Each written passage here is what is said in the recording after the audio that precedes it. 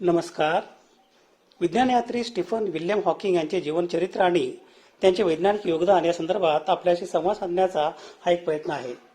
अशा महत्त्वपूर्ण विषयासाठी कृपया चॅनलला सबस्क्राईब करा. आपली मते आणि सूचना कमेंट बॉक्समध्ये लिहा. विज्ञानयात्री स्टीफन विल्यम हॉकिंग हे ब्रिटिश सैद्धांतिक भौतिकशास्त्रज्ञ आणि विश्वशास्त्रज्ञ होते. कृष्णविवर आणि विश्वशास्त्र यामध्ये त्यांचे मोठे योगदान आहे. वयाच्या 21व्या वर्षी त्यांना दुर्धर आजार झाला आणि त्यांना बोलता येण्याचे झाले. तरीही त्यांनी अचाट बुद्धिमत्तेने आणि तंत्रज्ञानाच्या मदतीने अपंगत्वावर मात करत विज्ञानात मोठे योगदान दिले आहे. A brief history of time यासारखी लोकप्रिय पुस्तके त्यांनी लिहिली आहेत, ज्यामुळे जगभरातील लोकांसाठी प्रेरणास्थान बनले.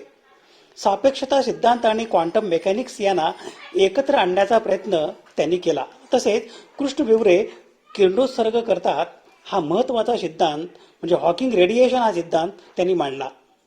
शारीरिक मर्यादा असतानाही केवळ बुद्धिमत्ता आणि मनोबलाच्या जोरावर संशोधन करत राहणे हे त्यांचे जीवन सर्वांसाठी प्रेरणादायी आहे.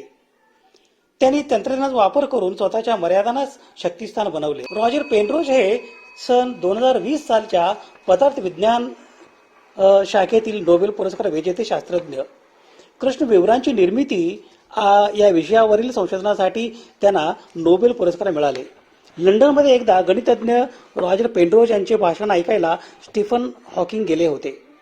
ताऱ्यामधील इंद्रिय संपल्यानंतर ते बिंदुवत होऊ शकतात असे निष्कर्ष पेनरोज यांच्या व्याख्यानातून निघाले. यावरून स्टीफन हॉकिंग यांनी स्वतंत्र अभ्यास करून संपूर्ण विश्वाचाही ताऱ्याप्रमाणेच अंत होऊ शकतो असा निष्कर्ष काढला. या प्रबंधावर स्टीफन हॉकिंग यांनी डॉक्टरेट मिळवली.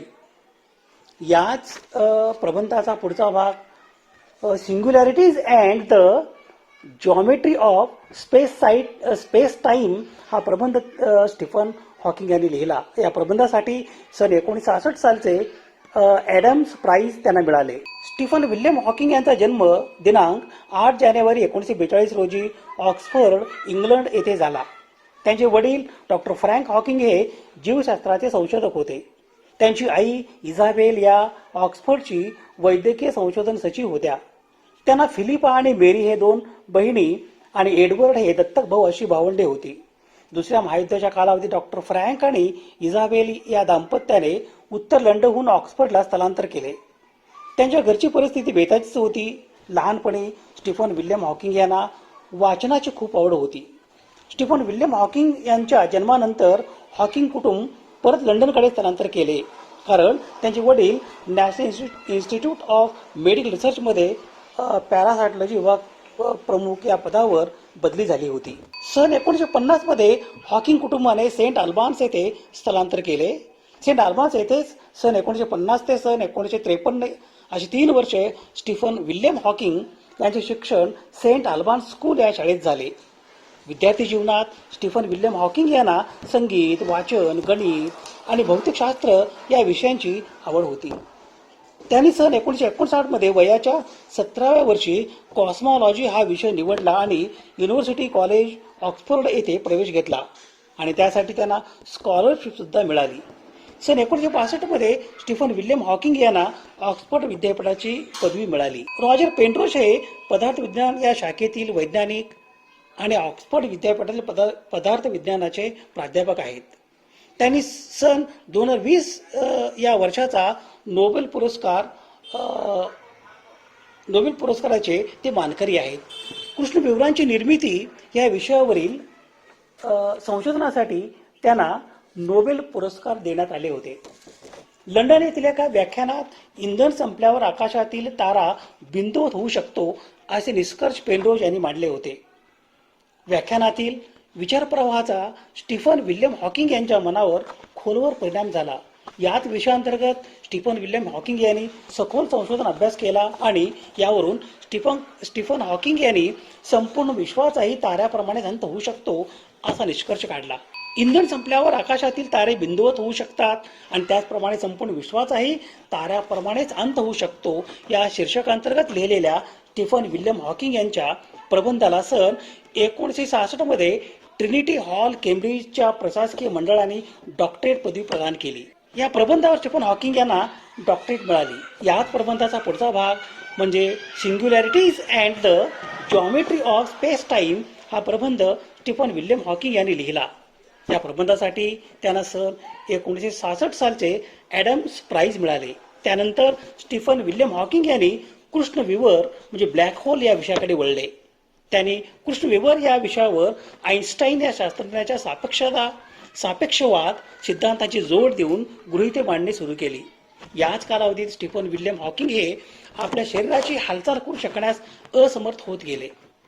असमर्थ शरीर आरोग्य कालावधीत सुद्धा ते मनातल्या मनात अवघड गणिते सोडवायचे. सन 1974 साली स्टीफन विल्यम हॉकिंग यांनी पहिल्यांदा पुंज यामिकी आणि सापेक्षतावाद सिद्धांत यांची सांगड घालून दोन सिद्धांतांना एकत्र आणण्याचा प्रयत्न केला. स्टीफन हॉकिंग यांच्या या प्रबंधाला आधी जोरदार विरोध झाला, पण नंतर स्टीफन विल्यम हॉकिंग यांचे मत पटल्यावर त्या नव्या निष्कर्षाप्रमाणे होणाऱ्या किरणोत्सर्जनाला हॉकिंग उत्सर्जन असे नाव देण्यात आले. त्याच वर्षी स्टीफन विल्यम हॉकिंग यांचा कृष्ण विवर या विषयावरील प्रबंध इंग्लंडच्या नेचर या नियतकालिकेमध्ये प्रसिद्ध झाला आणि त्याची रॉयल सोसायटीचा फेलो म्हणून निवड करण्यात आली.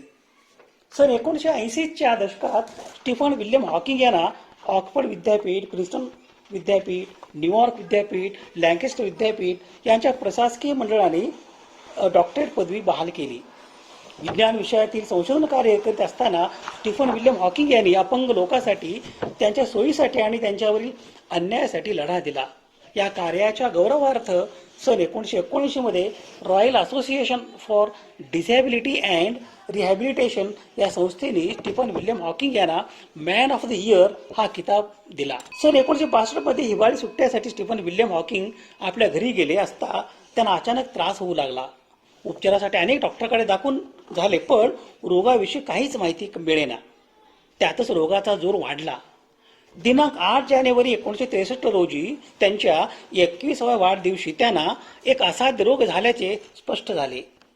इंग्लंड देशामध्ये या रोगाला मोटार न्यूरॉन डिसीज किंवा MND म्हणतात आणि अमेरिका देशामध्ये या रोगाला अमायोट्रॉपिक लॅटरल स्क्लेरोसिस म्हणजे ALS असे म्हणतात. या रोगामुळे शरीरातील स्नायूवरचे नियंत्रण संपून जाते. या रोगाच्या प्रारंभाच्या काळात अशक्तपणा जाणवतो, मग अडखळत बोलणे, अन्न गिळताना त्रास होणे, हळूहळू चालणे, फिरणे आणि बोलणे बंद होत जाते. दवाखान्यातील तज्ज्ञ मंडळींनी स्टीफन विल्यम हॉकिंग हे जेमतेम 2 वर्षे जगतील असा विश्वास व्यक्त केला होता. स्टीफन विल्यम हॉकिंग हे निराश न होता चालण्या फिरण्यासाठी व्हीलचेअरचा आधार घेतला. मग या व्हीलचेअरलाच एक संगणक जोडण्यात आला. केवळ एक बोट वापरून स्टीफन विल्यम हॉकिंग या संगणकाच्या सहाय्याने सर्व काम करायचे. सन 1985 मध्ये त्यांना न्यूमोनिया रोग झाला. केवळ श्वासनलिकेला छिद्र करूनच शस्त्रक्रिया होऊ शकणार असल्याने तशी शस्त्रक्रिया स्टीफन विल्यम हॉकिंग यांच्यावर करण्यात आली. या शस्त्रक्रियेमुळे स्टीफन विल्यम हॉकिंग यांचा आवाज कायमचा गेला. डेव्हिड मेसन संगणक तज्ज्ञ यांनी स्टीफन विल्यम हॉकिंग यांच्या संगणकासाठी एक नवीन आज्ञावली लिहून ती संगणकात कार्यरत करून दिली. यामुळे संगणकाच्या आवाजाच्या माध्यमातून बोलणे स्टीफन विल्यम हॉकिंग यांना शक्य झाले. विज्ञानयात्री स्टीफन विल्यम हॉकिंग यांची जीवनपट या संदर्भात हा एक धावता आढावा. दिनांक 8 जानेवारी 1942 रोजी त्यांचा जन्म. सन 1950 साली हॉकिंग कुटुंबाचे सेंट अल्बान्स येथे स्थलांतर. सन 1950 ते सन 1953 या कालावधीत सेंट अल्बान्स स्कूल या शाळेत विल्यम हॉकिंग यांचे शिक्षण. सन 1959 मध्ये युनिव्हर्सिटी कॉलेज ऑक्सफर्ड येथे प्रवेश घेतला. सन 1962 मध्ये ऑक्सफर्ड विद्यापीठाची कॉस्मॉलॉजी विषयात पदवी मिळाली. सन 1966 साली ट्रिनिटी हॉल केम्ब्रिजची डॉक्टरेट पदवी संपादन आणि 1966 मध्ये ॲडम्स प्राइज. सन 1974 मध्ये पुंज यामिकी आणि सापेक्षवाद सिद्धांत यांची सांगड घालून दोन सिद्धांतांना एकत्र आणण्याचा प्रयत्न त्यांनी केला. सन 1980 मध्ये ऑक्सफर्ड विद्यापीठ, प्रिन्स्टन विद्यापीठ, न्यूयॉर्क विद्यापीठ, लँकेस्टर विद्यापीठ यांच्या प्रशासकीय मंडळाने स्टीफन विल्यम हॉकिंग यांना डॉक्टरेट पदवी बहाल केली. सन 1979 मध्ये royal association for disability and rehabilitation या संस्थेने स्टीफन विल्यम हॉकिंग यांना मॅन ऑफ द इयर हा किताब दिला. 8 जानेवारी 1963 रोजी एक असाध्य रोग झाल्याचे स्पष्ट झाले. सन 1985 मध्ये त्यांना न्यूमोनिया रोग झाला. सन 2009 मध्ये प्रेसिडेन्शियल मेडल फॉर फ्रीडम हा अमेरिकेतील सर्वोच्च नागरी सन्मान त्यांना मिळाला. कृष्णवेवर इतके शक्तिशाली असतात की प्रकाशही त्यातून बाहेर पडू शकत नाही असे मानले जायचे. पण स्टीफन विल्यम हॉकिंग यांनी सांगितले की कृष्णविवरांच्या अगदी काठावर क्वांटम स्तरावर कण आणि प्रतिकण पार्टिकल अँटी पार्टिकल जोड्या तयार होतात आणि नष्ट होतात. कधी कधी यापैकी एक कण कृष्णविवरात खेचला जातो तर दुसरा बाहेर पडतो.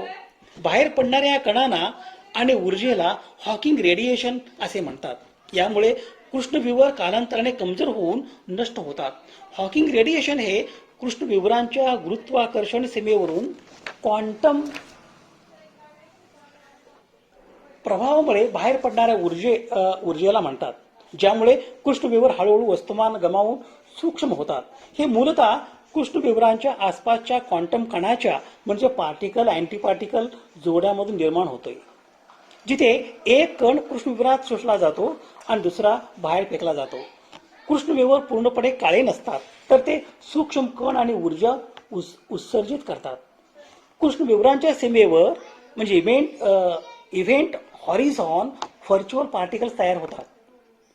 एक आत जातो आणि दुसरा बाहेर पडतो, ज्याला हॉकिंग रेडिएशन म्हणतात. यामुळे कृष्णविवरांचे वस्तुमान आणि ऊर्जा कमी होते, म्हणजे हळूहळू बाष्पीभवन होतात. स्टीफन हॉकिंग हे जागतिक कीर्तीचे ब्रिटिश सैद्धांतिक भौतिकशास्त्रज्ञ आणि विश्वशास्त्रज्ञ होते.